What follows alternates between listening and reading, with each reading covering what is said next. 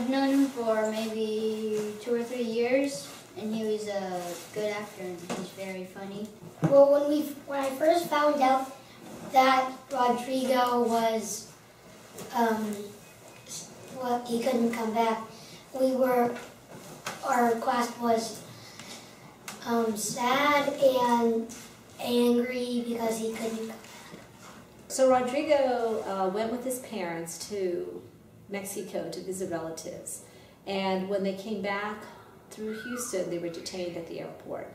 The father was questioned separately, and the mother and son were kept there waiting. And they landed about 3 o'clock in the afternoon, and by 10 in the morning, they were told that they were going to be deported. They were going to be sent back to Mexico, but they could not come into the United States. Their visas had expired, and that they could not even reapply for 5 years. So they couldn't tell people, they couldn't go home, they couldn't do anything with their jobs. They just had to turn around and go back. My kids won't give it up. They are angry, they're sad, but they're also studying Martin Luther King, Cesar Chavez, and Rosa Parks, and how they stood up for rights.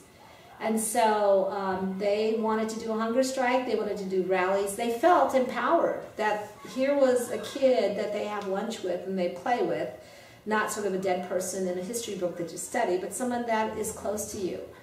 And they feel very powerful that they can make a difference. We've already talked in front of the BUSD school board and the Berkeley City Council. We have a website for him, and we are gonna make I think we have a petition, and we're gonna have supporters on Minecraft, the video game. We're trying to plan to go to Washington, D.C. in April, so we can tell the government that the immigration law isn't fair. We're reading our letters to him and trying to tell him that that the law isn't fair and that he should come back. When I figured out that Rodrigo was gone, our teacher told us about the immigration law, and so now I know what it is.